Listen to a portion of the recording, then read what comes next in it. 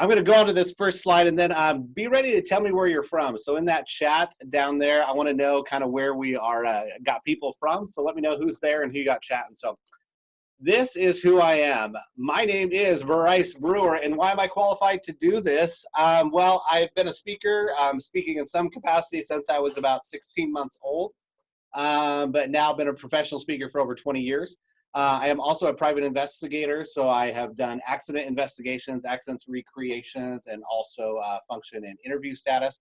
And on the side, just to keep myself from going, making myself go to heaven, I am a pastor part-time. I deal with high school students and middle school students for the most. If you want to get a hold of me for whatever reason, after this, that is me right there at Bryce Brewer. Remember that underscore on Instagram, facebook.com, Pastor Bryce Brewer, and you can find my website. Yes, I have a website, brycebrewer.com, if you want to book me for your bar mitzvah. I am definitely available. So why I'm uniquely qualified to do this is, as a pastor, I've dealt with trauma and death in a lot of different ways. So whether it's a high school student who has passed away, whether it's grandparents, but I've dealt with that trauma issue, and I know the emotional piece that goes along with dealing with trauma. A lot of times it's easy to say, hey, I got this taken care of, this hasn't affected me, but I deal with the people once that initial trauma has happened. So I talk with them coming out of it. I talk with them in the weeks and months that follow. And the thing I've seen is most people are not equipped to deal with trauma. So I've often been the bearer of bad news, telling family members a grandparent has passed away, a son or daughter passed away. Most recently that I have done is I did have to do a funeral for the death of a newborn baby. So when it talks about trauma, I understand where it's coming from. Because this is a heavy subject, we're dealing with emotions, we're dealing with trauma, I promise that tonight will not suck. One of the things I promised tonight is we are going to use humor and laughter during this whole thing. So tonight, I expect you, whether you're sitting in your living room at home or you're sitting at an EMT facility, or some of my friends are sitting there in a library, we will laugh tonight. You will have a good time tonight, I promise.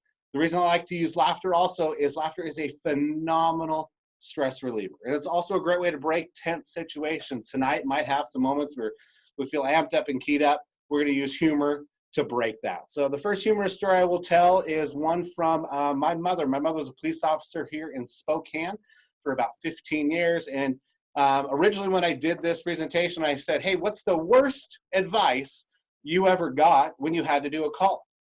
And she goes, this is the worst advice I got. I had to deliver a situation where someone had passed away, a gentleman has passed away.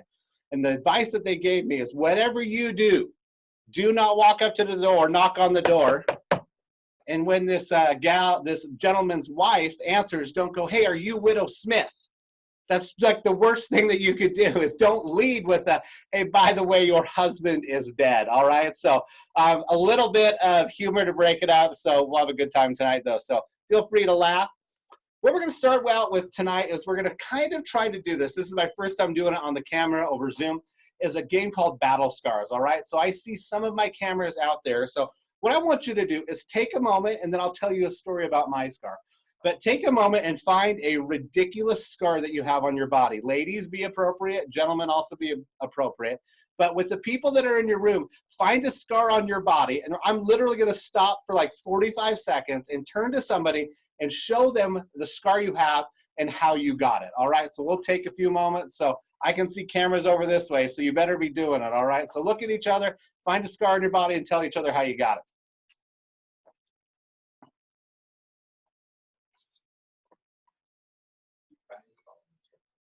Thank you, Ukiah, for following instructions. I appreciate you. It is Ukiah, Oregon, by the way. Ooh, Ukiah, Oregon in Umatilla County. That's nice.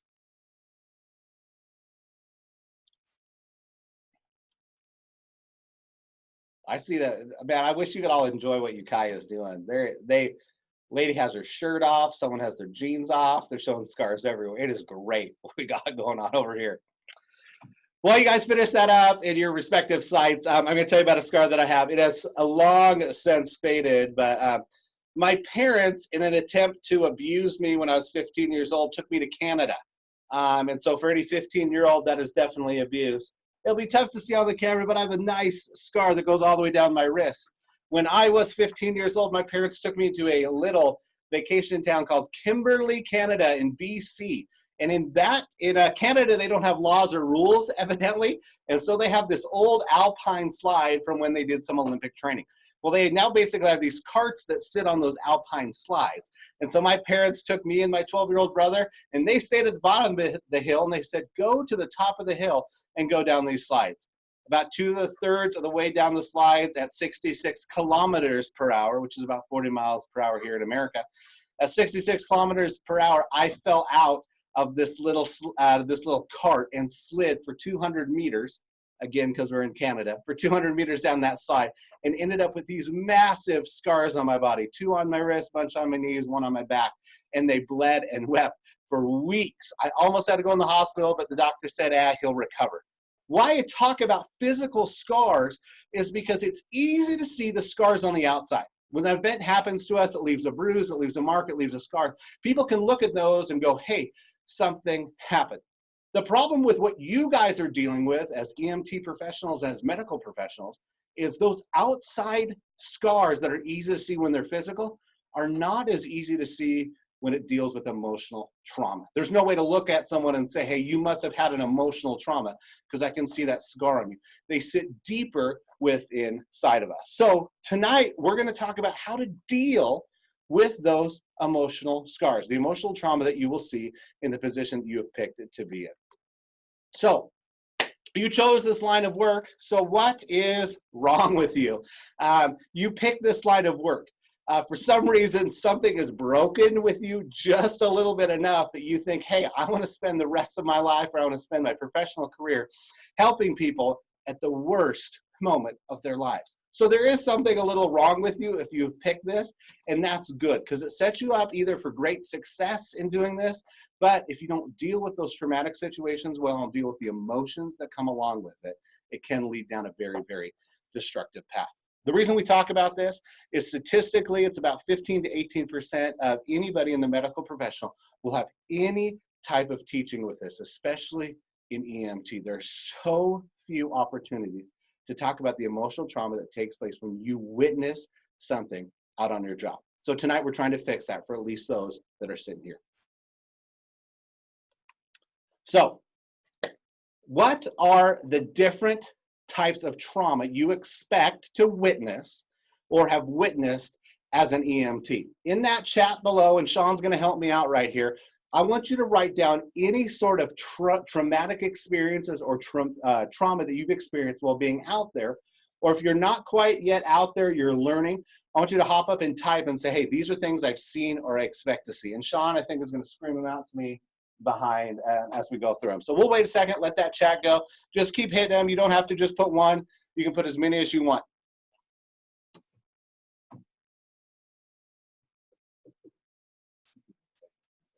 I guess there's a lot of typing going on right now, just no answers. Death of a friend. And you can also turn your mics on and you can shout them out too. GSW, so gunshot wound. Gunshot wound. You know that's what I meant? Yeah, I did. I watched CSI once.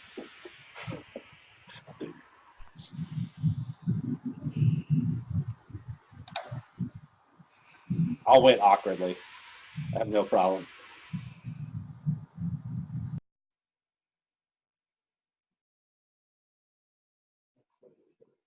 Well, maybe no one else is, and that's okay. So feel free that when I give you opportunity to type your answers in the chat below, jump up and do it, and don't hesitate to do it. What that's going to do is it's going to put you in a position where you know you're not alone. So sometimes in these situations, as people in the medical professional and EMT, we believe we're the only ones who have experienced certain things. This situation was so unique, no one will understand it. And what we need to understand, there's a lot of people in this profession that have experienced very similar things, and they may have had an emotional reaction to it or may not have. But it's good for you to know, that's why the chat is there, is to put it in and say, hey, I'm not alone. There's other people who have experienced these things going on. So here's the deal.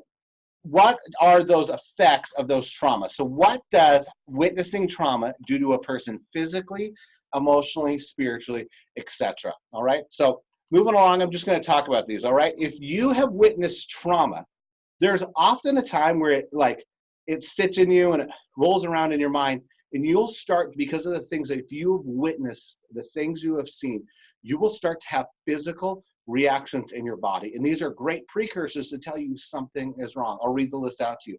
Physical effects of witnessing trauma: aches and pains like headaches, backaches, and stomach aches, sudden sweating and or heart palpitations, so that fluttering of the heart for no reason, changes in sleep patterns, appetite, interest in sex, constipation or diarrhea. Yeah, your bowels can be affected by witnessing trauma.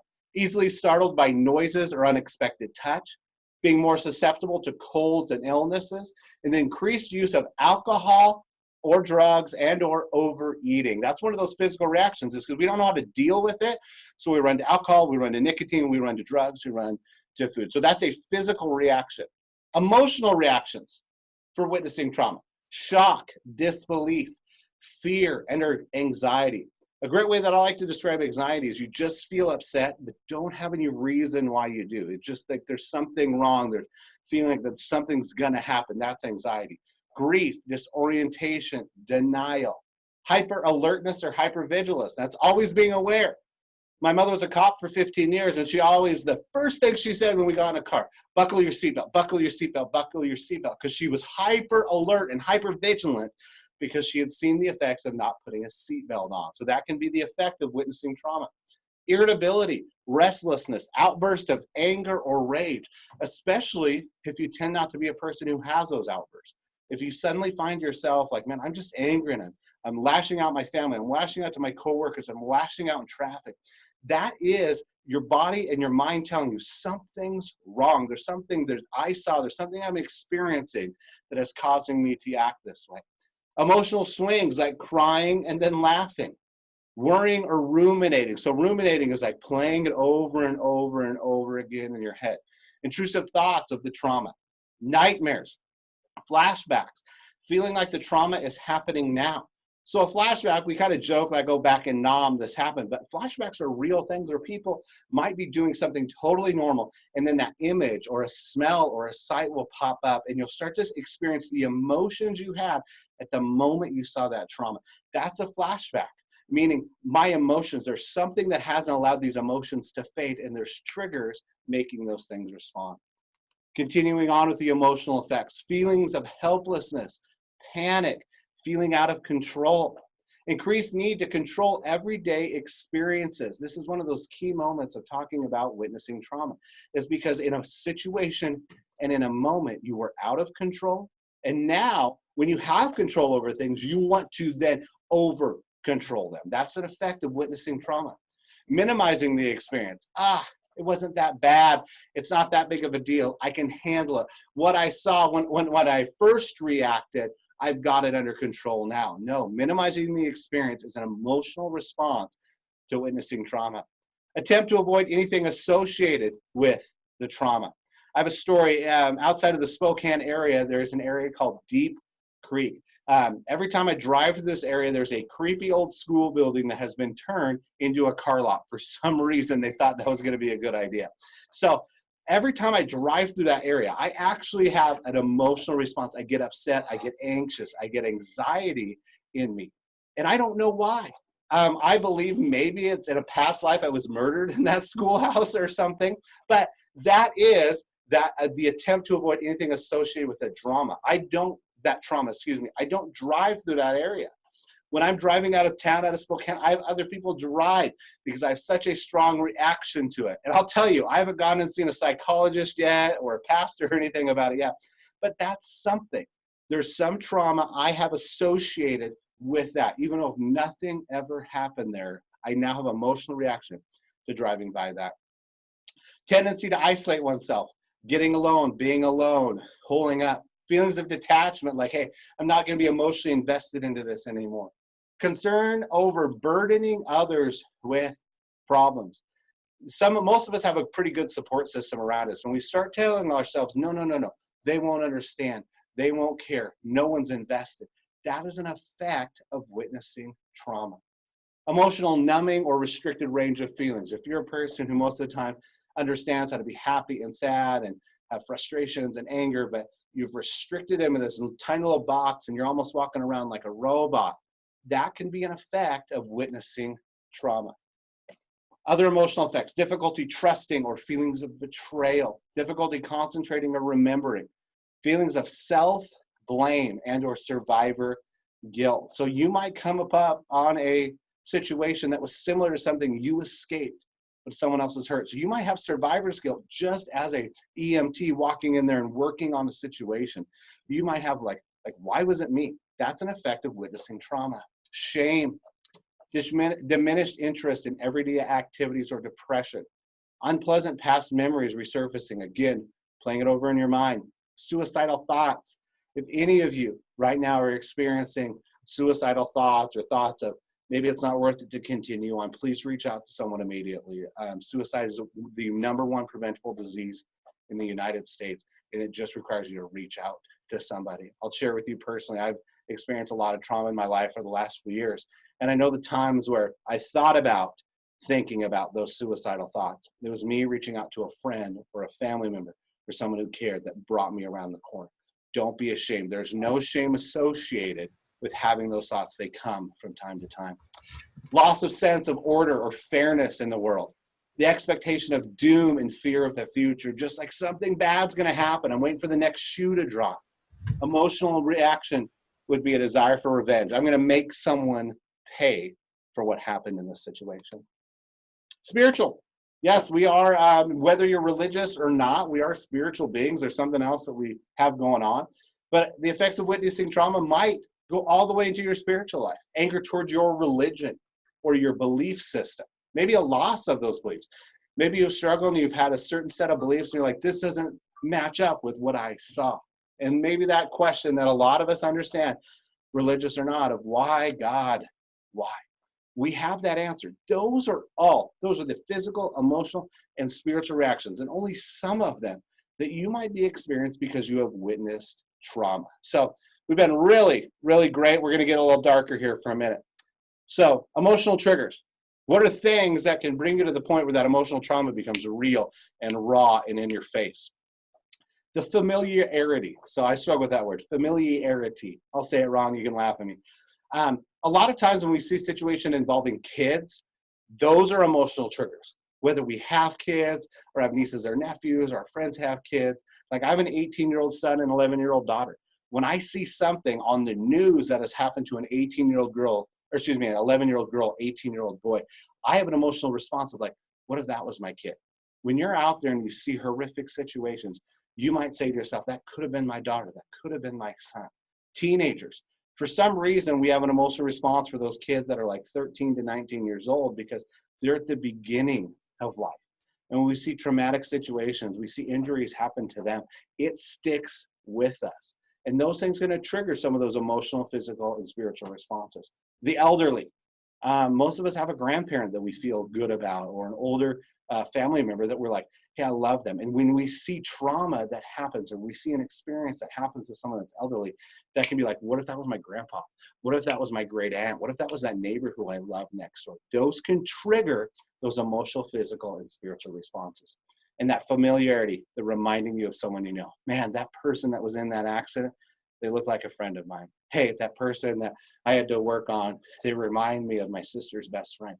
That familiarity where it could have been someone you know can trigger those responses.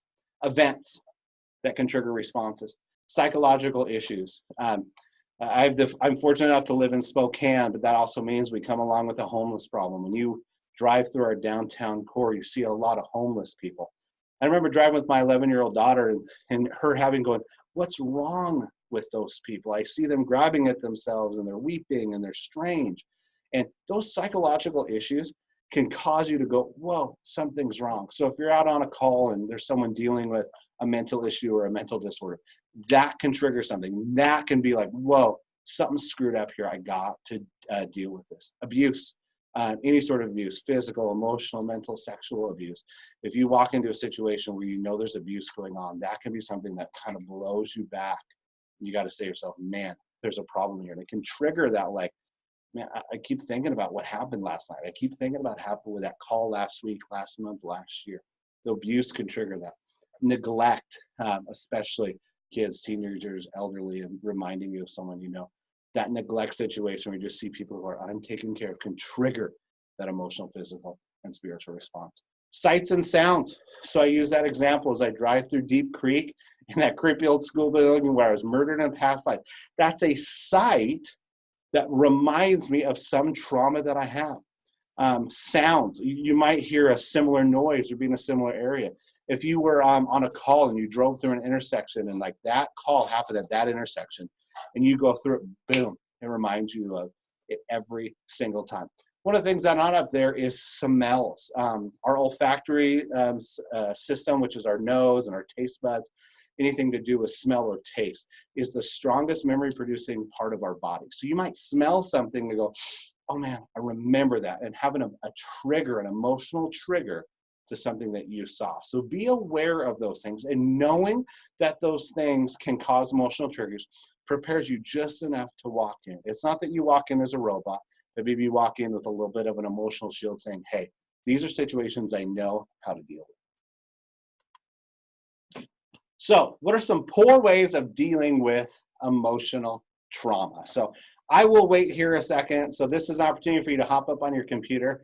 I want you to write some poor ways of dealing with emotional trauma. If you want to and you don't want to chat, you can flick on your microphones too, and we can definitely do it there too. And you can just shout out those answers, and I'll respond back to the rest of the people who are watching if you shout something out. Isolation, self-medication. So isolation, self-medication. I just don't know how well you can hear Sean. I know Sean can talk. Not dealing with it. Not dealing with it. Substance abuse. Substance abuse. Great. Self-medication. If you could. Self-medication.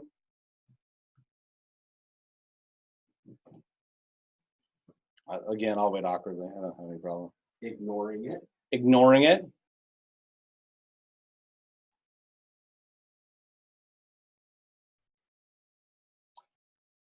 The good reason to talk about these situations is that it puts you in the driver's seat to say, hey, I could be one of these people that's not dealing well with my emotional trauma. So the worst way to deal with trauma, this is one that I elevate above almost everything else, and it's the disease that I call the shoulda, woulda, coulda disease, is when you have a moment to reflect on a call you went on or a situation that you arrived at, and you start questioning yourself. Hey, I should have done this. Man, I would have done this had I known what was going on. I could have done more. And this woulda, shoulda, coulda disease is the idea called self-recrimination, where you're looking back and going, I didn't do enough. What ifs? And don't play that game in your head. And so this is one of the worst ways of dealing with seeing trauma, is going back and reliving the situation. And this isn't just, excuse me, this isn't just in dealing with EMT situations or medical situations. This is a life skill. Don't go back and say, man, I wish I would have done this. I could have done this different. If only I would have reacted differently or said something different. So you've got to remove that out of your life, that shoulda, woulda, coulda disease. It is a disease that will creep up onto you on times you don't expect it. But it's one of those worst ways to deal with trauma or even any situation in your life. So I've made you really happy about everything that's going on. So you might be asking, what now? So thanks for bringing my whole evening down. Now I feel like garbage. But what do you want me to do about it? All right. So since I've made you feel bad about everything, now it's time for solutions. All right. So self-care, making sure that you are not overwhelmed by the things that you see. All right. So there are some things that, knowing I've seen and I've witnessed trauma, I'm having emotional reactions, I'm having physical reactions, I'm having spiritual reactions. What can I do to make sure they don't become overwhelming? Just the fact that you have these things does not mean something's wrong with you. It means you're a normal human being. But if those are left unchecked, they can become a huge problem. So here are some keys to self-care. Care for your body. You need to understand that you're a holistic person. So even though you saw something and that might feel like an emotional thing, if your body is in check in certain ways, you have the opportunity to overcome some of the effects of witnessing trauma. So listed here: hard exercise, jogging, aerobics, biking, relaxation, yoga, stretching, massage. I like the idea of breathing deep. You know, if you're ever in a situation and it's just overwhelming, it's fine to take a moment. Just breathe in all that anxiety and stress, and then take a moment, hold it in, and then release it for deep breathing. So it's super easy. It can be done in a stressful situation. It can be done in your ambulance. It can be done when you're with your spouse and they're telling you how to drive. Just stop. Take a deep breath. And you need to be okay with saying, hey, it's overwhelming right now. I have 2 kids. I take a lot of deep breaths in my life. Other ways to care for your body, a balanced diet. I went and served with Sean at an ambulance station up in Deer Park, and I noticed there's a lot of nacho cheese around, and there's a lot of soda. And so it's really easy to just go like, man, it's been a tough night. I just want nacho cheese all over these chips, or I just want a huge Mountain Dew. And so it's really difficult. You guys have chosen, again, to put yourself in a profession that sometimes is anti-balanced diet. But to the best of your ability, try to have good food coming into your body and not just processed cheese sauce into your body. It will help. Maintain a regular sleep cycle as much as possible. The joke I like to say is when I was Sean up at there at Deer Park is I went to bed at around 10:30 and slept till about 6:30. It was the best 8 hours of sleep I got because that night they got 0 calls. And so I know that sometimes you'll be asleep or you're on site and you'll be woken up. But on those days where you're off, try to get yourself into a good circadian rhythm so you're falling asleep around the same time and waking up around the same time. It will help you deal with your emotions. We are all still 3-year-old toddlers that if we don't get enough sleep, don't get our blankie, and don't get our milk, we freak out. And so you got to care for your bodies. Avoid overusing stimulants like caffeine, sugar, or nicotine. They're just not good for you. The one soapbox that I get on this one is smoking. If you're smoking, stop immediately. It will kill you. And it looks like vaping. It used to just be super douchey to vape, but it looks like vaping has the same effects as smoking. I know that those smoking and vaping are ways to deal with it, but if there's other things that you can do, like hard exercise, relaxation, balance diet, sleeping, to stop doing those things, please do them. Those are destructive things in your life. Care for your soul. I'm going to tell you something. Cry. Have a big old wheat fest. Sometimes it just feels good to cry. I'm a big movie buff, and at the end of Avengers Endgame, if you haven't seen it, we're like 6 months out, so deal with it. I cried so hard, and it felt great. We are emotional beings, which means it's okay to cry. You can cry it out. You might need to do it in your car on the way home. You might need to do it with a friend or a family member, but it's okay to cry. Crying is our body's way of releasing emotion and feeling the stress relief. If you are a good crier, you know how great you feel after a good cry with the snot all down and wiping your eyes and all red. It's a great way to care for your soul. Just go and cry. Talk about your experiences. Talk like, hey, I've seen this. And it's like that unloading. It's that pressure release valve. Mobilize a support team, our support system, shared events, those in the field. So find people around you that kind of understand what you're experiencing. A caution for you when you do that, though, is that when you mobilize a support system, many of you have a significant other, a spouse or whatever, but I learned something in kind of my experiences through the things I've learned about. When we have a tough day, we often call the person closest to us. And we say, hey man, I saw this happened. This person was a pain in the butt. For you, it's going to be like, I saw this event happen. I saw someone bleeding out. I saw someone who had died in front of me. And we go and we call people who have chosen not to be in that field and expect them to emotionally handle it. I would encourage you to find a support system when you're talking about specifics that's not a significant other, spouse, a boyfriend, a girlfriend, whatever that is. But find someone that you can have around you that can be a person that you can unload on. And here's the deal. Don't expect one person to do it. You having a support system is not one person you call and complain to about different things. You need several people in your life that you can call and unload those situations. The good news is I have my friend Sean that I can do that with. I have great relationships with other friends and family members and my brother that I can call and say, hey, it's been a tough day. Mobilize that support system.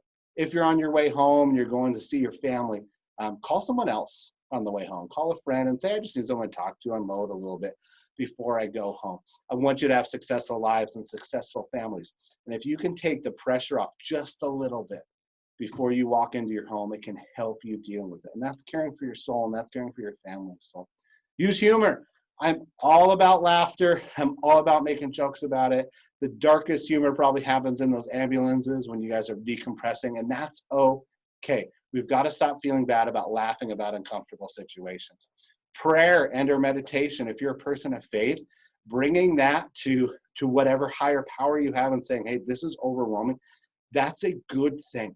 Because again, it unshoulders some of the burden that you have and puts it onto somebody else.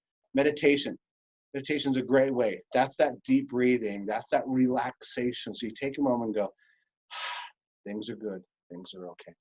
Embrace your faith. If you're a person that is a Christian, Buddhist, Muslim, Catholic, Jewish, whatever you might be, any of those that I listed in other ones, embrace your faith when you have questions. It's okay to ask those questions of your religious and your faith system. Why? I don't understand. It's okay to go get help from spiritual advisors. That's okay. Hug those that you love. Even pets are okay to hug. Here's the deal. If I was in a classroom with you, I would stop here right now and I would invite you, if you needed a hug for whatever reason, to come up and give me a hug. There's just a moment where you're like, that human connection, that being with someone else. Even you didn't have to tell them, hey, I have a rough day. Just a hug. It can relieve so much stress, and it's good care for your soul. The final one up there is journaling. Write it down. Again, it's that pressure release valve. I saw this today, I experienced this, and I was feeling this thing. When you write it down, it does this like moment that it's taken care of and it's moved out of it. Journaling is a good way to care for your soul. Care for your community. A lot of times we talk about like, well, I need to take care of my emotions. I need to take care of my soul, take care of my body. Sometimes it's okay to go and be proactive about those things. So I love this part. Care for your community. If you're experiencing emotional struggles, if you don't know what's going on, go and commit to something meaningful. Get involved somewhere else. One of the areas I'm involved in, I'm heavily involved in church, being a pastor, but recently I have a passion of doing improv and doing stand-up comedy because it's something meaningful. It makes people laugh. And one of the things that I believe we can do as servant leaders, one of the greatest things we can do is make people laugh. It relieves stress. Get engaged in community activities.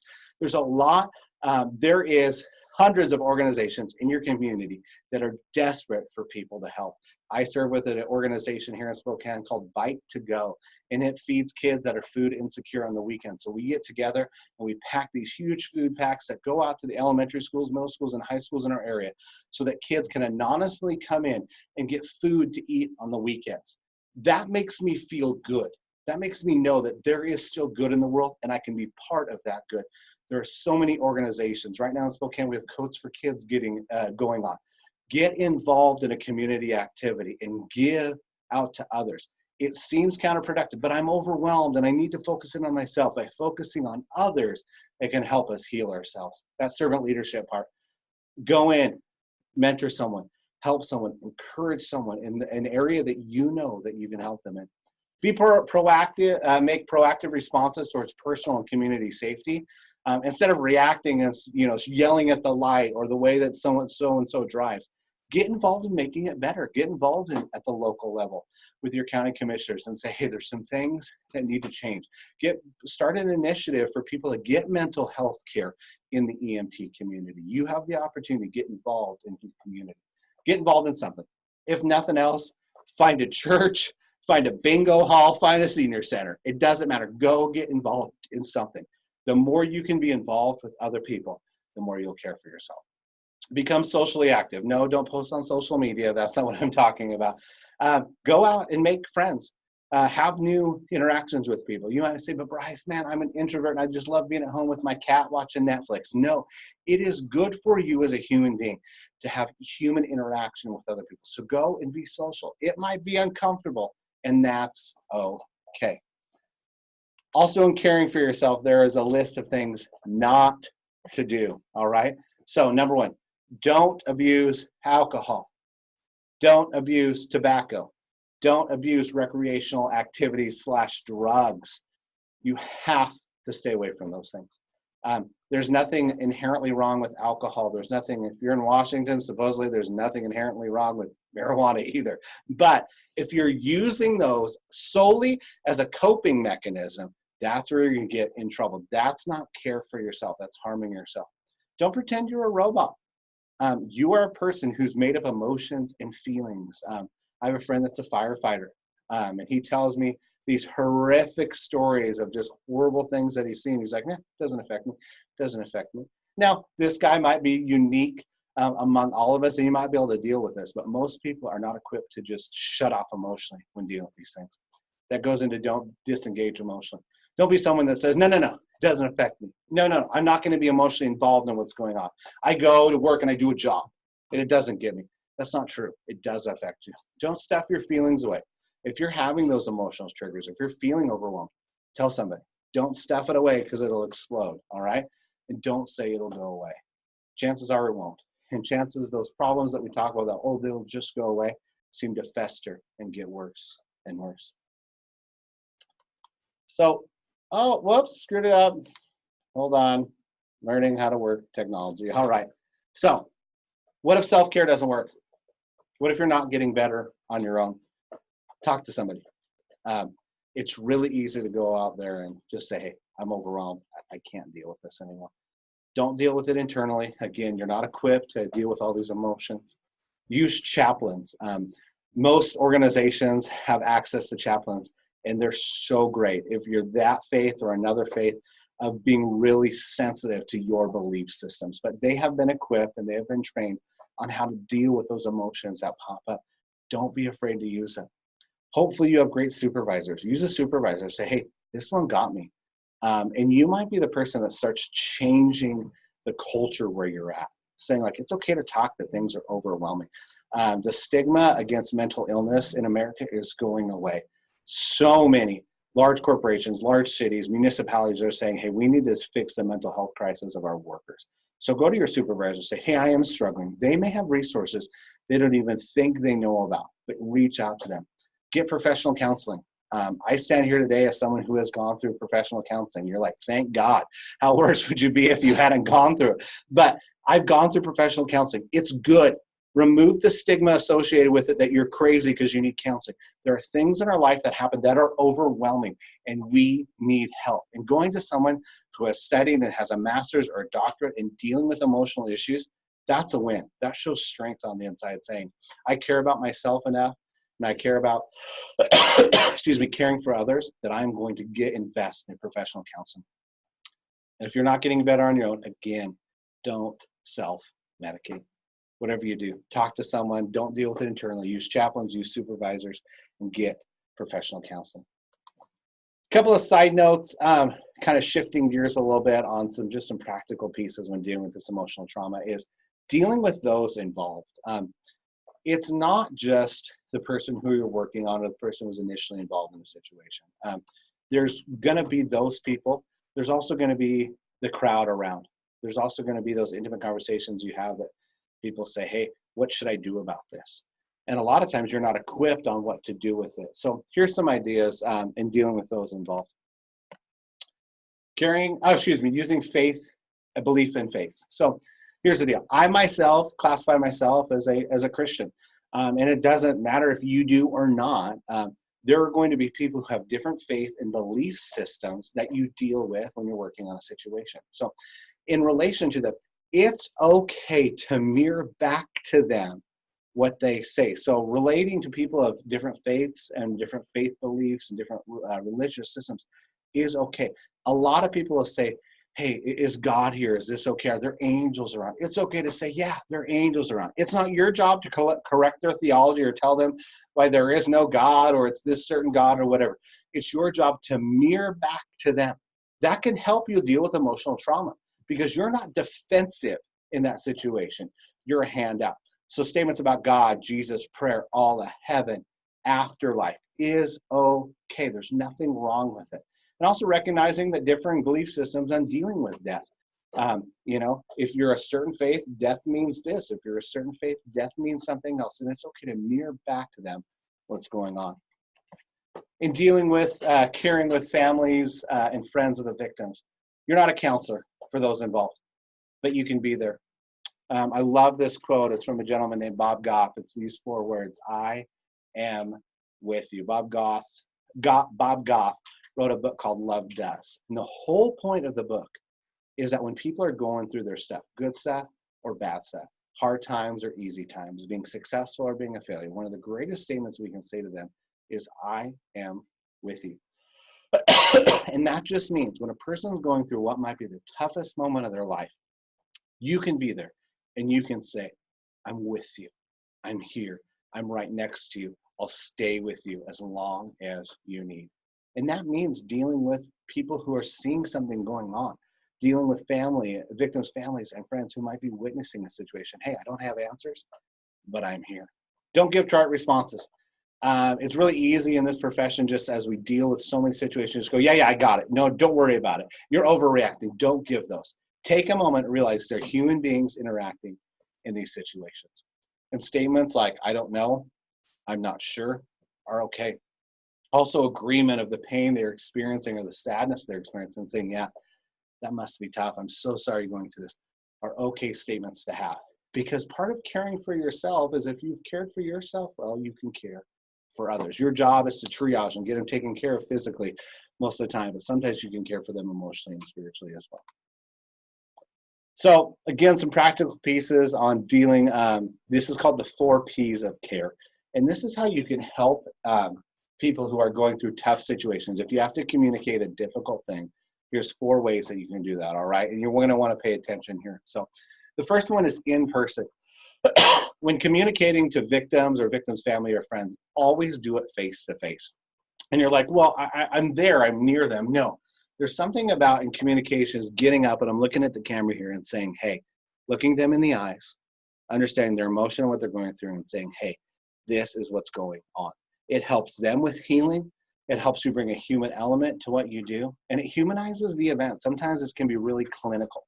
But that face-to-face interaction with an individual can be something that can be healing for them and healing to them. So that first P of care is in person. P is that person. Number 2, in pairs. Never communicate alone if at all possible, all right?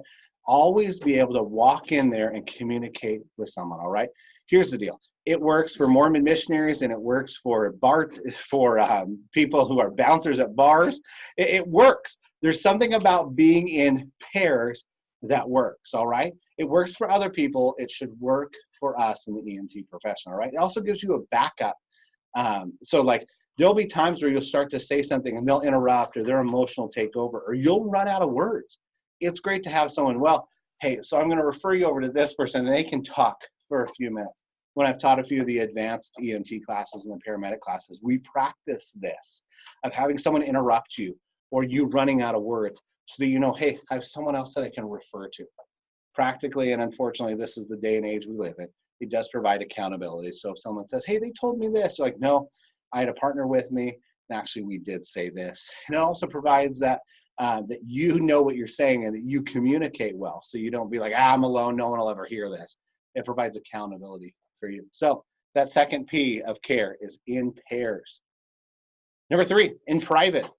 We have this horrible Facebook page and website in Spokane called Spokane News. And their job is, I think, listen to scanners and post accident. There's a death, a gunshot, shots fired, wherever it is, so that I guess people who are bored at night can go to all those places and see these events happen as they unfold. Well, the problem with that is there's a very private situation, a very traumatic experience, and all these people are going and gawking and looking.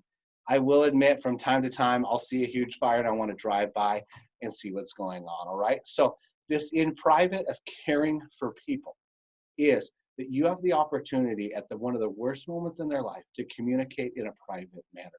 One of the things that practically we talk about is using a barrier. So that Spokane News, there might be people around. There might be a news station trying to get it for the 11 o'clock news. Do what you can to get them away from the crowd, to get them away from onlookers, to get them away from media when you communicate the things that you need to communicate. It will be a welcome change for those people. Tuck them inside an ambulance to talk to them. Tuck them behind a truck so they have a moment to be in private when you communicate it. So that third P of care is in private. And the fourth one is this, in plain language. Don't use medical jargon. Most people don't know the neat words that you have to learn and be tested on. They don't understand them. I don't. I've taught this class a dozen times, or taught this portion of these classes a dozen times. And so use plain language. So don't say, they had something caught in the thoracic, Jurassic, or whatever. Like, don't do that. Say, hey, they have a tummy ache. All right. Hey, they got a stab wound on their arm. Don't use GSW. And I'm just poking fun at those who chatted in there. Say, hey, they got shot. So use words that normal people understand, because people will not remember when you use the medical jargon. You need to tell them, because you do need to communicate clearly. What it does is it reduces questions. Well, what is a thoracic? What is a GSW? No. You want to keep them focused on, say, hey, here's what happened. And it also keeps you focused in on the care. Because if you're concerned about, well, I got to remember what this part of the body is called. No. We all have common words for those parts of the body, especially when injury occurs. So use plain language. So those 4 Ps. Number 1, in person. Number 2, in pairs. Number 3, in private. And number 4, in plain language. So one of the last parts we'll talk about as we finish up before a little Q&A is recognizing burnout. So the definition is going to pop up here, and it says this. Burnout is an experience of physical, emotional, and mental exhaustion caused by long-term involvement in situations that are emotionally demanding. And that sounds like being an EMT. Another definition is burnout is the index of dislocation between what people are and what they have to do. Now, that second definition can be a little overwhelming. Here's what it means. It means that there's a separation, that you kind of develop 2 personalities. The one person you have to act as you're at work. And that's not understanding that there's roles and that sometimes you have to suck up to the boss or whatever. That's not what I'm talking about, or smile at a customer. I'm talking about that you start to feel who you are at work and who you are not at work separating from each other. You start to feel it in how you deal with your relationships outside of work, how you deal with friends and families and romantic relationships. You're realizing, like, this is not who I want to be. So it's that separation, that pull away, the index from who you are and who you want to be. That's burnout. When you're like, I don't like that person. Who I am when I'm experiencing that emotional trauma or I'm not dealing with it, I don't like that. If you have kids, you know what that is. Because when you get mad at your kid and you snap at him and you walk away going, oh, why did I do that? I hate that I did that. And you have that emotion that says, God, I'm a better parent than that. Imagine that multiplied so many times. That is burnout, when who you want to be and who you are farther and farther away from each other. I've listed my contact information up here.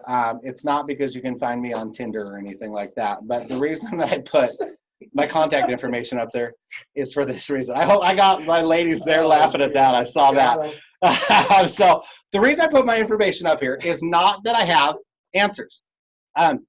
Going through this, we might have brought up more questions than we did answers.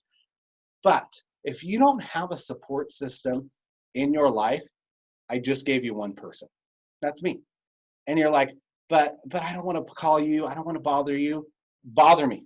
That's literally why I exist here on earth. I have a couple of jobs that I do. I have kids. I have family.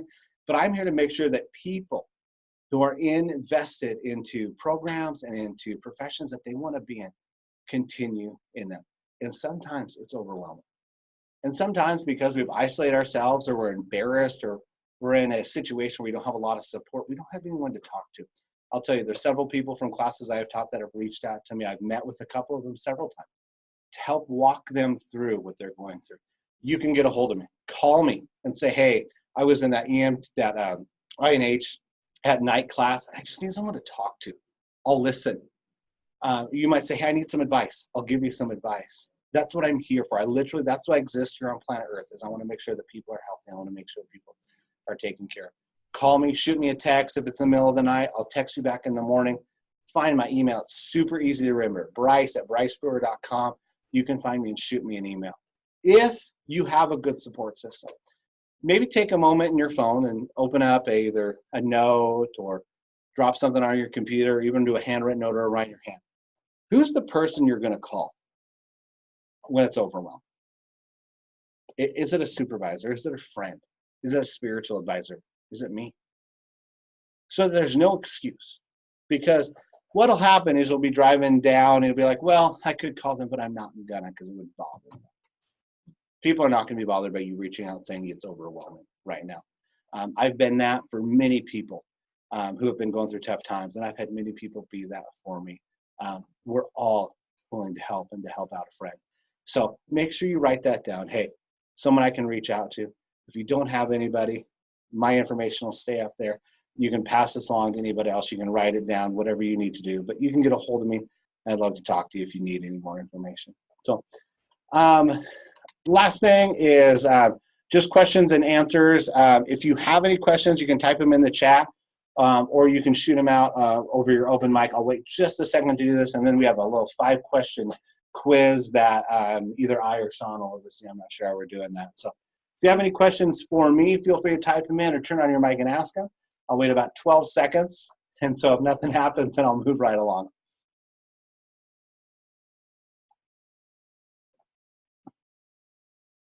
All right, I will take that as that you guys are good to go. So here are the questions, and I think we're going to have the type where we're Yeah, so just pull the question up and then we'll have type the answer. Okay, so we're going to do 5 questions here in just a moment. And so you'll need someone on your computer on the chat box. And so here we go. So question number 1. What are 3 physical or emotional reactions to witnessing trauma?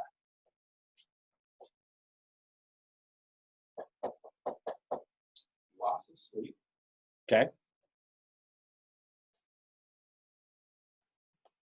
Anxiety, constipation. Anxious constipation. That is a new one. Oh, there's a comma. Oh, There's got it. There's a comma. Anxious constipation. Depressive diarrhea. Got it. I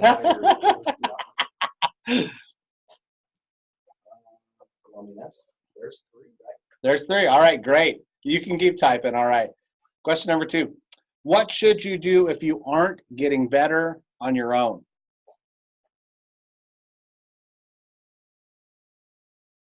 Fear and sorrow. I think that was just coming from If you're not getting better on your own, yes, be fearful and full of sorrow. Yes, but that goes to that first question. Yes. Chat with someone. Yep. Talk with somebody. Talk to a chaplain, professional help, seek outside help. Call Bryce. Call Bryce. Yeah, that's the right answer. There's the winner. Call Bryce. But yes, Plentywood, Montana. that's right. Call me from Plentywood, Montana. During the night. Yes, Loves it. I love it. I love 2:30 calls. You guys are out. All right, question number 3. What are 2 things you shouldn't do to cope with trauma? Shoulda, woulda, coulda, woulda disease. I said that like 5 times. Yeah, no, that's a good one. That was from Harrington EMS. I'll be jumping on the link. Self-medicate. Good. Ignore emotions. Good. One more. Self-medicate again. Isolate. That's good. There you go. Yep. There's a difference. Those are good. Awesome. All right. And quickly, who can get these all right? Question number 4. What are the 4 P's of care? Get up there. Quick, quick, quick.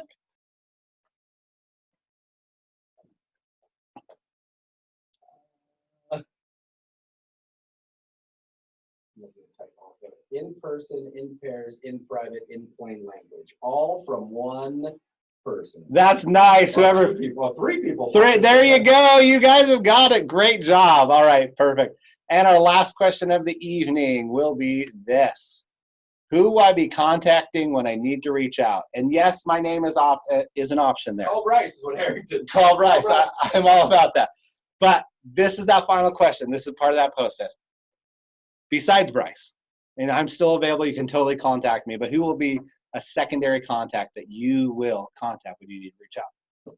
Jump up on that chat and type it out saying, hey, this is what I'm going to be calling. Plentywood, Montana is calling the Ghostbusters. That's a good, who you going to call? Who you going to call?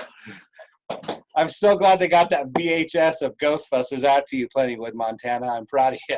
There you go. Do they have any power to run the Betamax. They have the hamster on the wheel out there. For sure. Guys, thank you so much for your time. I appreciate you letting me into your life for an hour. Again, I really mean it. If you need to reach out and contact me, feel free to do. Thanks so much, guys. All right, guys. Next EMS Live at Night is on 10/8, so October 8th at 6:30. Like always, you got my face for this presentation. I'm going to present to you patient assessment done like an EMS detective, so looking at patient assessments and questioning patients and so on. Those agencies, if you got newer EMTs or you know, if you have access to maybe a classroom of EMTs, this will be really beneficial for them. We're going to talk a lot about how to get away from those darn skill sheets that the NREMT shoves into your brain, and be a little more reliable and a little more self-reliant on our detective abilities to find differential diagnoses and things along those lines. So looking forward to that one. And it's the first one of this season that you're going to have me. So I'm looking forward to presenting to you guys on the 8th. Make sure you get those rosters and certificates in. Again, there's the website right there. There's the email. Get those sent in. Please do complete that survey for Bryce. If they're horrible and mean, I'll make sure to give them to him when he's the most vulnerable. So I look forward to that as well, and reading those and giving Bryce that feedback. And then if you were here last time, make sure you hop on over. There's a link specifically for last speaker as well. Sorry, I was a little bit late getting that link up on the website. As always, thank you guys very much for tuning in. Bryce is letting you out a little bit early, so use that time wisely. If you're looking to get this for your Washington State OTEP credit, my recommendation is just work through some generic patient assessment like skills and work through that. It was a pleasure. I look forward to seeing you guys. Hopefully you're attending our conference on Saturday. If you're not, I mean, even Ukiah, you can come in from Oregon. Lots of slots left. We'll got a place to stay if you need to stay. We got food. It's a great story. You guys can come join us. If not, hope you guys from some of these outlying areas a little bit closer are coming to join us. Have a great night, guys. Be safe. I will see you guys all soon.